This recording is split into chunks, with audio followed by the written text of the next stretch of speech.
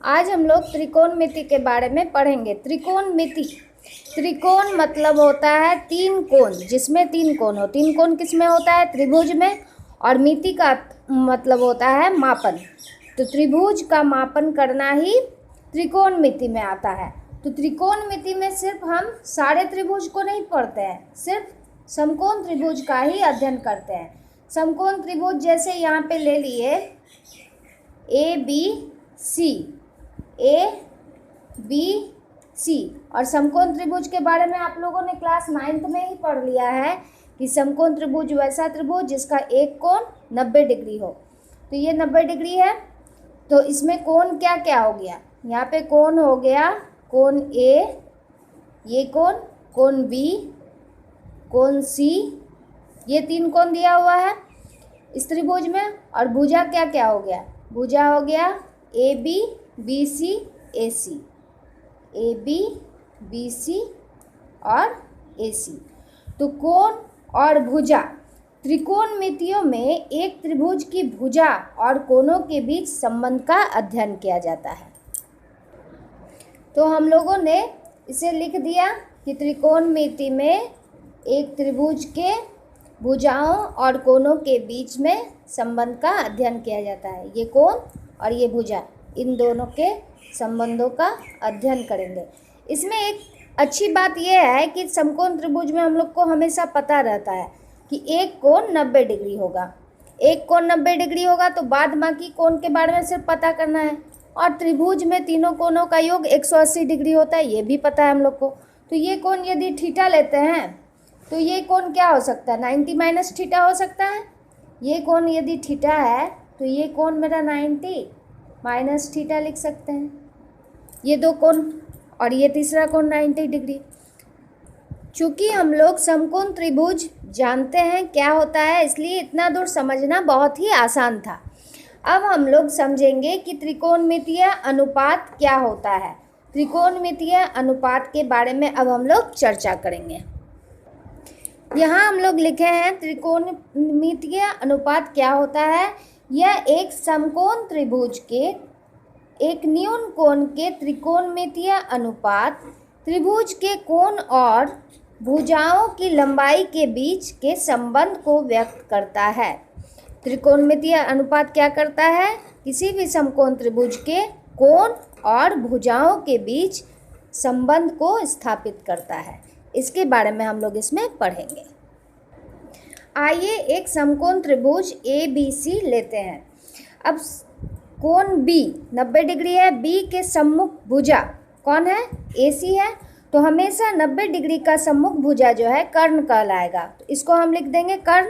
A का सम्मुख भुजा कौन है? A का सम्मुख भुजा BC है और C का सम्मुख भुजा AB है। यहाँ हमेशा याद रखना है कि कोण B जो कि 90 डिग्री है, तो B के सामने वाला जो भुजा होगा हमेशा कर्ण होगा। ये कर्ण के लिए फिक्स्ड है। और जो कोण हम लोग निकालने वाले हैं उसका सम्मुख भुजा यदि देखा जाए तो वो सम्मुख भुजा लंब हो जाएगा। तो यदि हम बोले कि कोण A का लंब क्या है तो BC है, ये हम कोण A का लंब हो जाएगा। यहाँ चूँकि अब हम लोग कोण A का त्रिकोणमितीय अनुपात ज्ञात करेंगे, इसीलिए यहाँ पर A के हिसाब से चलेंगे कि A का कौन सम्मुख को भुजा है। जो सम्मुख भुजा होगा A का वही लंब कहलाएगा। और ये तो फिक्स्ड है कर्ण। तो अब हम लोग ये लंब हो गया, ये कर्ण हो गया, तो ये क्या हो जाएगा? आधार। लंब, कर्ण, आधार, तीन चीज़ हम लोग को मिल चुका है। अब हम लोग इसका त्रिकोणमितीय निष्पत्ति को लिखेंगे जो कि 6 है। अब त्रिकोणमितीय अनुपात इस तरह है, साइन A इक्वल टू होगा लंब बटा कर्ण। लंब बटा कर्ण होगा और लंब यहाँ पे क्या है? BC। तो हम लोग लिखेंगे BC और कर्ण क्या है? AC। तो यहाँ पे लिख देंगे AC। अब cos A क्या होगा? cos A होगा आधार बटे कर्ण। आधार बटे कर्ण, तो यहाँ पे आधार है AB, AB लिखेंगे और कर्ण है AC, AC लिखेंगे। फिर क्या है? tan A। tan A निकालेंगे तो उसका होता है लंब बटा आधार। तो यहाँ पे लंब क्या है, लंब है मेरा BC और आधार क्या है, आधार है AB। यहाँ 3 फंक्शंस लिख दिए और 3 लिखना है। टोटल 6 फंक्शंस होते हैं त्रिकोणमिति में, साइन कॉस टेन, एक होता है कॉसेक और एक होता है सेक और एक होता है कॉट। तो कॉसेक, चूँकि हम लोग कोण ए के बारे में बात करें तो ए लगाएंगे, इसका होता है साइन के जस्ट उल्टा, यानी कि कर्ण बटा लंब। यहाँ पे कर्ण दिया हुआ है क्या, AC बटा BC, उल्टा कर दिए। अब सेक ए कोण के बारे में बोल रहे हैं तो ए लिखे यहाँ पे, और यहाँ पे कर्ण बटा आधार, उल्टा होता है कॉस का उल्टा सेक, साइन का उल्टा कॉसेक, टेन का उल्टा कॉट। आधार लिख दिए इक्वल टू AC बटा AB,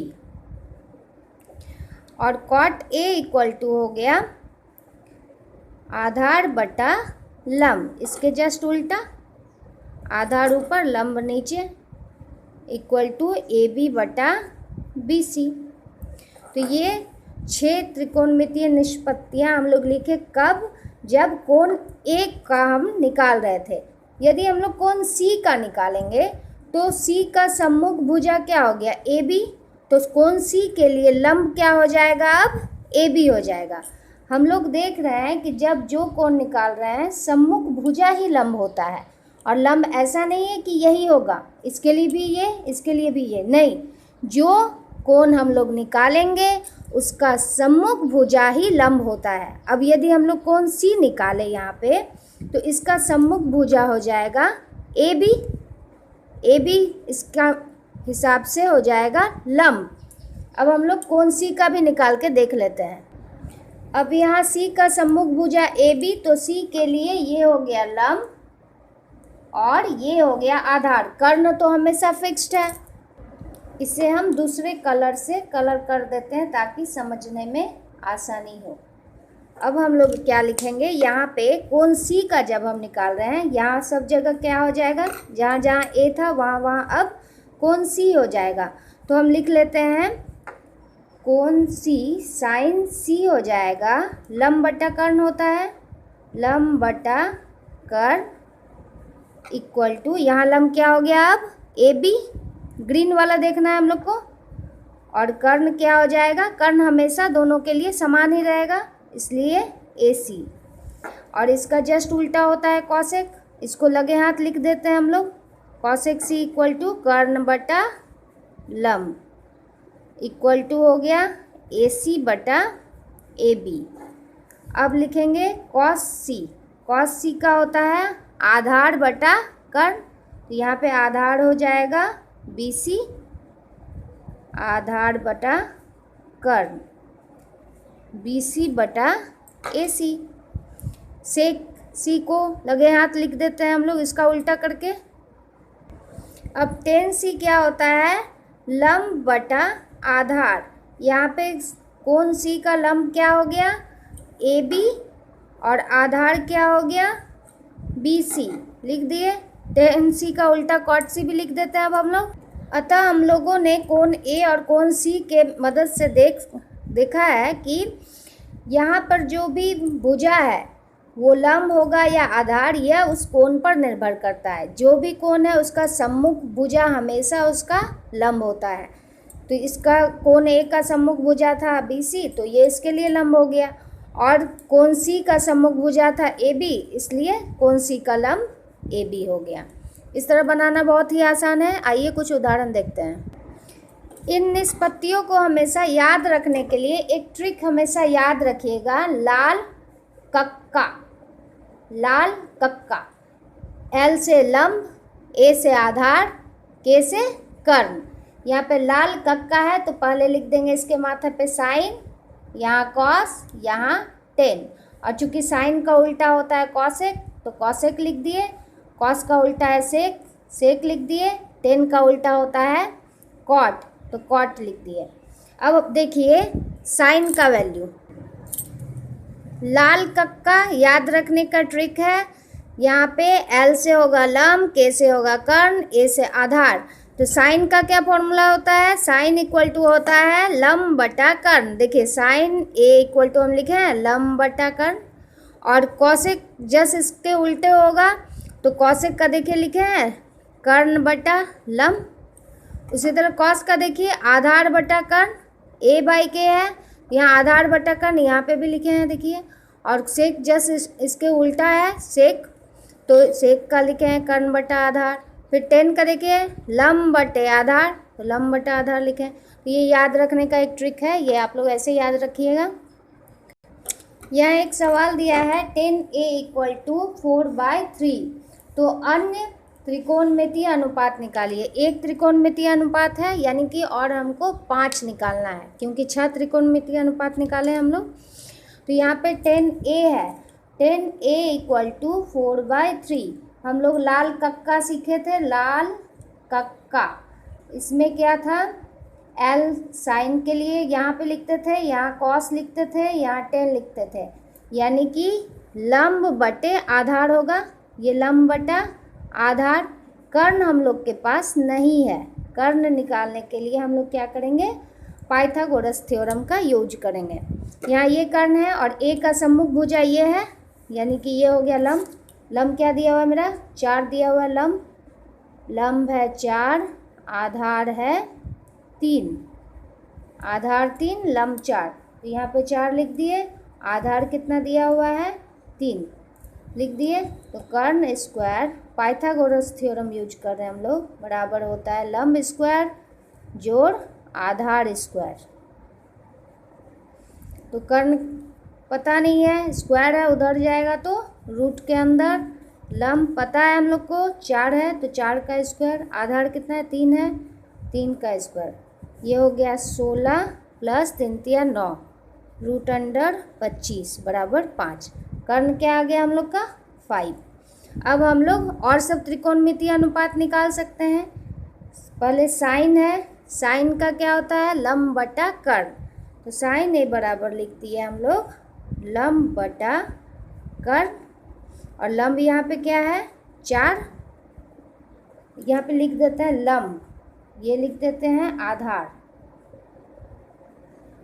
लंब है मेरा 4, 4 लिख दिए, कर्ण है 5 लिख दिए, साइन का जस्ट उल्टा कॉसेक, यहाँ पे लिख दिए कॉसेक ए इक्वल टू कर्ण बटा लंब इक्वल टू 5/4।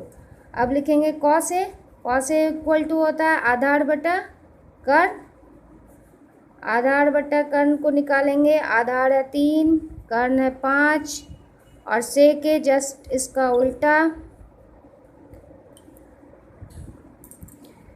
इक्वल टू कर्ण बटा आधार होता है फॉर्मूला में, इक्वल टू लिखेंगे 5/3, और यहाँ पे फिर 10 तो पता है हम लोग को, 10 दिया हुआ है 4/3, कॉट को जस्ट इसका उल्टा कर दीजिए, कॉट क्या होता है आधार बटा लंब, या इसका उल्टा कर दीजिए 3/4। यहाँ आप लोग को हमेशा पाइथागोरस प्रमेय का ये फॉर्मूला याद रखना है, क्योंकि कोई भी 2 भुजा दिया रहे तो तीसरा भुजा आराम से निकाल के हम लोग इसको बना सकते हैं। एक और उदाहरण देख लेते हैं। यहाँ एक और उदाहरण है, sec theta equal to 13/12 cos theta sine theta निकालिए। सेक थीटा बराबर क्या होता है, सेक थीटा होता है आधार बटा कर्ण बटा आधार, सेक थीटा होता है कर्ण बटा आधार। यहाँ पे कर्ण क्या दिया हुआ है 13 और आधार क्या दिया है 12, कर्ण 13 आधार 12, ये 2 चीज़ दिया हुआ है, हम लोग को लंब खोजना है।